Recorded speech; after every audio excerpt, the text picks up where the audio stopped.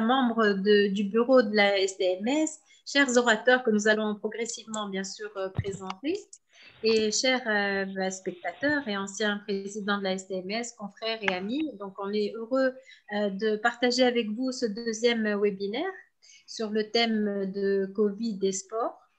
Et on a essayé donc d'aller cette fois pour ce deuxième webinaire vers certains aspects qui nous semblaient d'actualité. Nous remercions tout d'abord les deux personnes qui ont accepté de faire un témoignage. Tout d'abord, le médecin de l'Espérance sportive de Tunis, le docteur Yassine Ben Ahmed. Et puis par la suite, M. Yassine Cheikhaoui, joueur de l'Étoile sportive du Sahel, de nous présenter donc leur témoignage par rapport au vécu en tant que sportif, équipe sportive. Puis nous passerons la parole ensuite au professeur Hishmi Louzi, qui est le directeur de l'Institut Pasteur de Tunis, qui est le président de la commission scientifique Covid et également qui préside l'aspect de la vaccination anti-Covid, pour nous donner l'état des lieux en matière de vaccination actuellement et surtout de ce qui va se passer pour les sportifs, bien évidemment.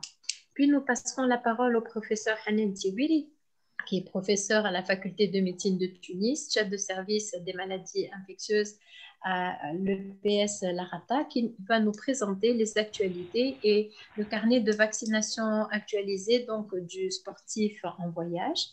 Et enfin, nous passerons la parole au docteur Monia Belkhelia, qui est médecin du sport, médecin au Centre national de médecine et des sciences du sport, et qui est particulièrement impliqué dans toutes les recommandations et les applications en action et à mettre en place pour les sportifs et les équipes sportives.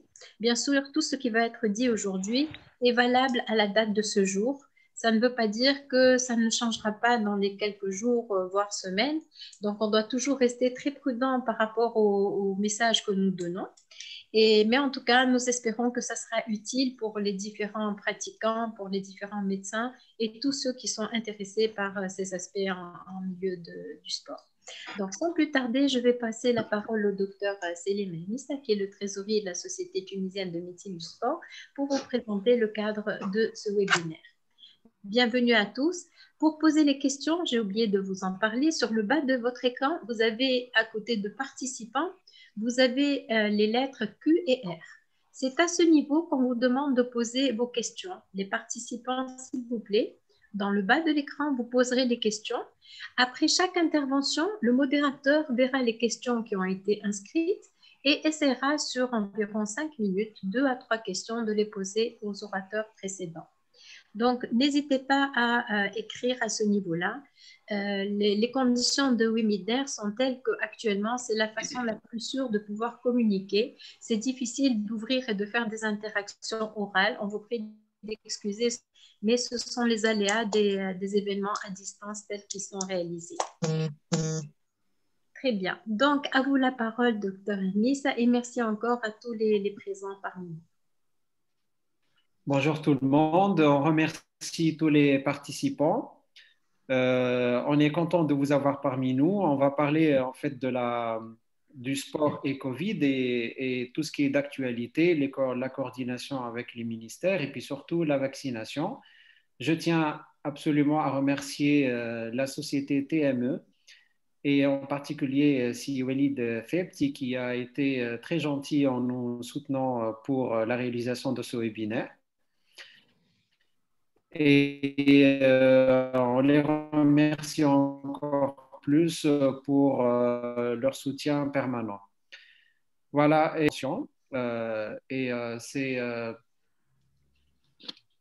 c'est qui va commencer alors là? C'est le docteur Rouba qui va introduire voilà. la première intervention, le docteur Yassine Ben Ahmed. Docteur Rouba, à vous la parole. Oui, merci.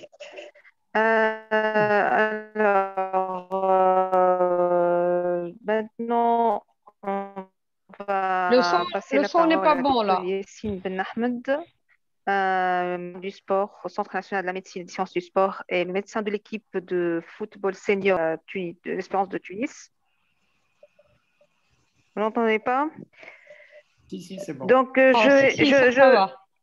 C'est bon, voilà. Je vais donner la parole maintenant à Dr Yassine Ben Ahmed, médecin du sport au Centre national de la médecine et des sciences du sport et médecin d'une grande équipe de football, l'Espérance de Tunis, qui va nous, donc Yassine Ben Ahmed, d'une grande expérience en médecine du sport et en traumatologie du sport et en particulier du football, et qui va donc nous parler de son expérience en tant que médecin de club face à cette Covid et sa conduite devant donc et sa prise en charge de ces joueurs qui ont été atteints de Covid. Sans plus tarder, à vous la parole, Yessine. Merci à tous. Bienvenue à tous les participants. Content d'être parmi vous. Je remercie Dr Diri et Dr Kouba pour leur invitation. Donc, je vais vous parler de ce que j'ai vécu en tant que médecin de sport et surtout médecin de terrain, qui a été en contact avec toutes les composantes de mon club depuis le début de la pandémie Covid. Donc, c'est surtout un témoignage, comme on me l'a demandé, et ce n'est pas une communication scientifique. Donc, nous, dans mon club, on a été obligé par la Fédération tunisienne de football, sur instruction du ministère de la Santé, d'arrêter toute activité sportive le 9 mars 2020 et sans nous donner de prévision quant à la date de reprise de la compétition.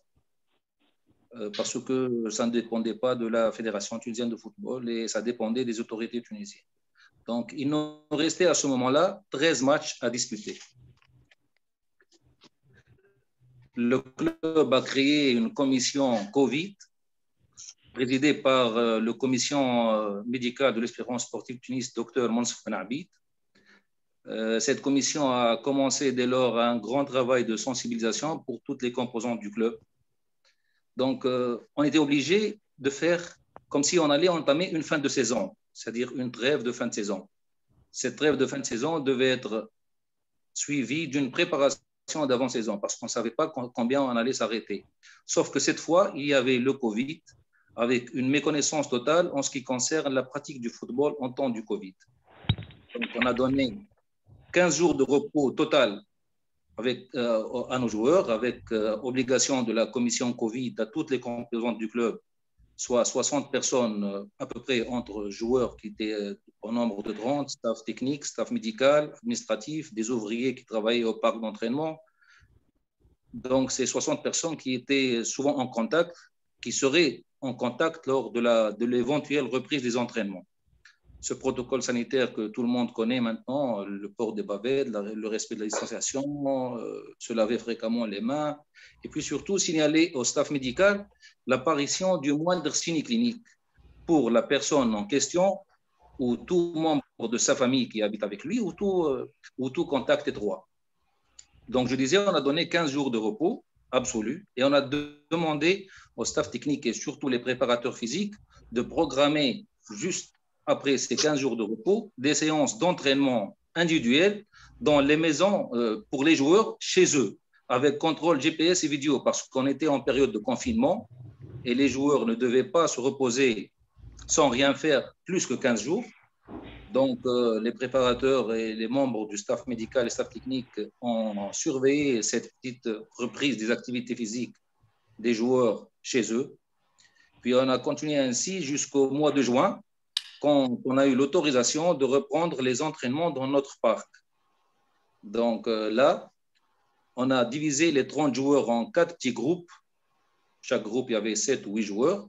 Et on a utilisé nos 4 terrains pour essayer de respecter la distanciation, bien sûr sous contrôle de la commission Covid, la distanciation. Et on demandait aux joueurs de s'entraîner par petits groupes, chaque 7 joueurs avec quelques membres du staff technique dans un grand terrain, avec respect de la distanciation.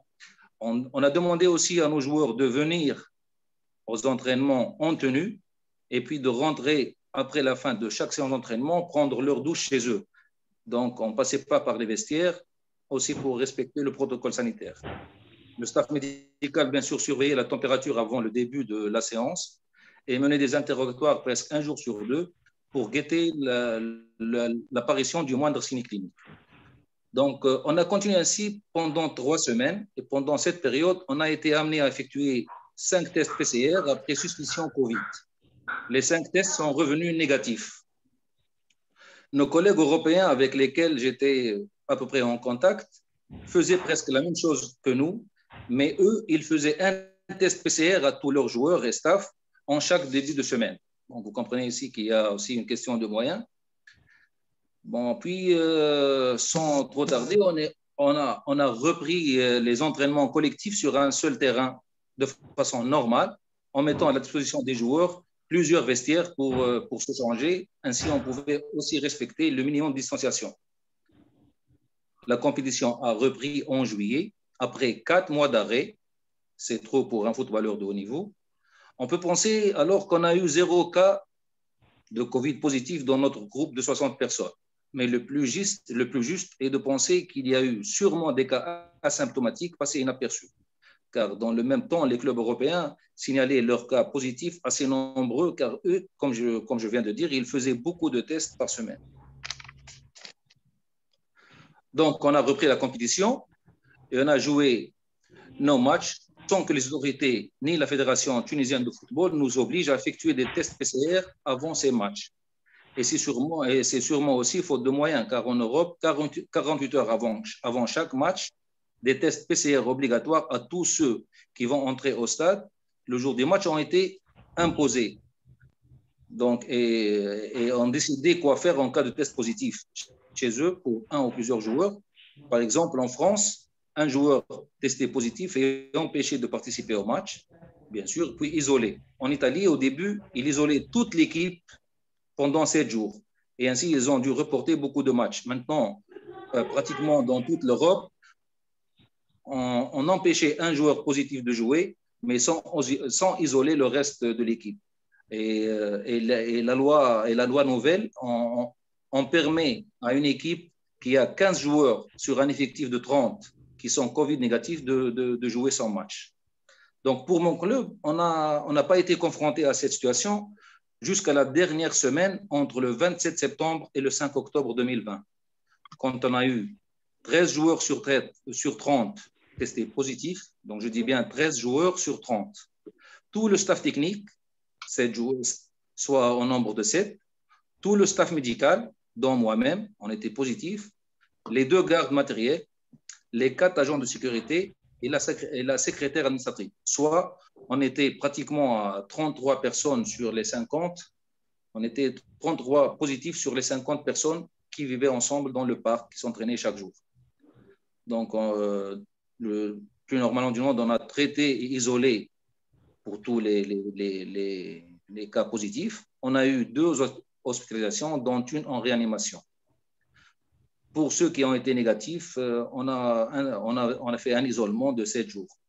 Donc là, en tant que médecin de terrain et responsable de la santé des joueurs, dans le contexte particulier, car nouveau pour tout le monde, je me trouve devant des joueurs, certes asymptomatiques, ou au maximum présentant une céphalée ou des courbatures, et je dois répondre à quelques questions. Donc, la première question, quand pourront ces joueurs reprendre les entraînements avec leurs coéquipiers sains, sans risque pour leur santé, bien sûr? Et puis, comment faire pour que pendant leur isolement, le temps qu'ils sont positifs, ils gardent un minimum d'activité physique sans risque pour leur santé, sachant qu'un footballeur de haut niveau ne doit pas dépasser 14 jours de repos absolu, sinon il subit un désentraînement qui l'oblige à refaire une préparation physique entière de 5 à 6 semaines. Donc, après concertation avec la commission Covid, présidée par Dr Benarbid, avec nos amis cardiologues, Dr Mahdawi et Dr Lahid, avec les médecins du centre médico-sportif, Dr Kouba et Dr Belkhiré, on a conclu à effectuer pour nos joueurs qui étaient atteints par le Covid un examen clinique, bien sûr, un ECG de repos et éventuellement une échographie cardiaque selon les données de l'examen et de l'ECG. De leur donner un repos complet de 7 jours, puis un repos actif de 7 jours, puis dès qu'ils sont négatifs, ils reprennent un entraînement à base d'une capacité aérobique qui ne dépasse pas 50 à 60%. Cette intensité de la charge d'entraînement va monter progressivement. Et là, vous remarquez que tout ça prend 4 à 5 semaines pour un Covid positif asymptomatique avant qu'il puisse jouer un match. Je dis bien 4 à 5 semaines. en suivant ce qui se passe en Europe. Je cite deux exemples. Donc, le joueur célèbre, Ronaldo, le footballeur portugais, a été testé Covid positif le lendemain d'un match amical France-Portugal à Paris. Je dis bien le lendemain. Donc, il a joué aujourd'hui, le lendemain, un test avant de rentrer chez lui. Il est positif. Donc, première question, a-t-il joué le match en question en étant Covid positif? Sachant, je dis bien qu'il a été positif le lendemain. Donc, je me pose la question, a-t-il joué ce match Portugal-France en étant Covid positif? Puis, 7 jours après, son équipe, qui est l'équipe Juventus de Turin, avait un match très important. On lui refait un test PCR qui revient encore positif. Il n'a pas le droit de jouer, mais je comprends que si ce test était revenu négatif, il aurait joué ce match, je dis bien 7 jours après son premier test positif. Je dis bien 7 jours. Donc, je conclus qu'il n'a pas arrêté ses entraînements pendant ces 7 jours d'isolement. En fin de compte, il a rejoué tout un match, c'est-à-dire 90 minutes, 11 jours après son premier test positif. 11 jours. Je peux citer beaucoup d'autres exemples. Donc, pour expliquer un peu plus, en tant que médecin de sport, responsable d'un club professionnel, j'en ai discuté avec la commission Covid, alors que chez nous, on passe au minimum 4 à 5 semaines pour qu'un joueur rejoue un match, en Europe, le joueur rejoue plutôt dès qu'il est de nouveau Covid négatif. Je me pose cette question à vous tous et à moi-même. Je me dis, on doit penser à ça car on a des sportifs qui sont en train de préparer les Jeux Olympiques et des équipes nationales qui se préparent pour des échéances très importantes. Donc, on doit penser à ce fait-là. Je vais juste m'expliquer 30 secondes. Je me dis, on est devant un sportif de haut niveau qui est Covid positif. On a une échéance qui est proche. On est en droit d'essayer de maintenir un minimum d'aptitude physique pour ce joueur alors qu'il est Covid positif et je dis bien asymptomatique. Je ne vais pas rentrer dans les cas symptomatiques parce que ça va être un autre sujet. Donc, je me dis qu'on doit penser à maintenir cet athlète à qui on demande d'être prêt dans une échéance proche et ne pas perdre 7, voire 10, 14 jours de repos absolu quand il est Covid positif. Voilà, je pense que je n'ai pas dépassé les 10 minutes qui me sont... voilà, donc j'ai fini. Je finis avec cette question, à savoir que entre un test revenu positif et un autre négatif, comment maintenir un athlète de haut niveau en pleine possession de ses moyens, sinon avec un minimum de ses moyens physiques. Merci à vous. Merci. Docteur Raoub, à vous de poser les questions, de faire poser les questions s'il y en a. Je peux poser une question? Est-ce que je peux poser une question Bonsoir tout le monde. Je me présente de nouveau Dr Tiwili Hanen. Je suis donc infectiologue, chef de service. Je suis membre de la commission scientifique de la lutte contre la Covid. Et j'ai été un petit peu interpellée par Dr Yassine Belahmed concernant sa question. Comment fait-on pour, comment dirais-je, retenir un petit peu la forme de ces sportifs de haut niveau? Alors déjà, vous avez posé la question par rapport à ce patient qui est asymptomatique et qui est positif. De toutes les façons, vous ne pouvez rien faire dans tous les cas de figure puisque vous allez l'isoler. Ça va être un auto-isolement, c'est un minimum de 10 voire 14 jours. Donc, de toutes les façons, vous allez être obligé de reprendre, et là, j'apprends des choses avec vous. Au terme de 15 jours, vous êtes obligé de reprendre les entraînements progressivement et la remise en forme, ça va être au terme de 4 à 5 semaines. C'est bien ça? Oui. Donc, de toute façon, le résultat est le même. Vous êtes obligé de le mettre au repos puisque vous allez le confiner, entre guillemets. Donc, moi, je pense que symptomatique ou asymptomatique, Je ne dirais pas que c'est la même chose, mais par rapport aux patients asymptomatiques, le repos est de mise. De toute façon, 10 jours sont absolument nécessaires pour pouvoir lui permettre la reprise, puisque vous savez autant que moi qu'en termes de 10 jours, même si la PCR est positive, ça ne veut pas dire qu'il est contagieux. C'est parce que vous avez un petit peu des débris de l'ARN du virus et le malade n'est pas contagieux. Donc, les 10 jours, ils sont, comment dirais-je, il faut les respecter d'office. Voilà. Est-ce que je peux répondre? Oui, allez-y. Bon, s'il y a d'autres questions, est-ce que je peux répondre ou oui, vous oui, bien attendez? sûr. Non, mais c'était une réflexion. C'est pas une question, c'est une réflexion. Oui, oui, non, non, non, non, non. C'est-à-dire, je peux interagir, non? Bien sûr. D'accord. Bon, d'accord. Donc, je ne sais pas si vous m'avez suivi quand j'ai donné les exemples qu'on peut voir à tout moment sur. Moi, j'ai été en contact avec des collègues en Europe. Je vous dis que je sais qu'on est obligé de respecter le confinement, d'accord?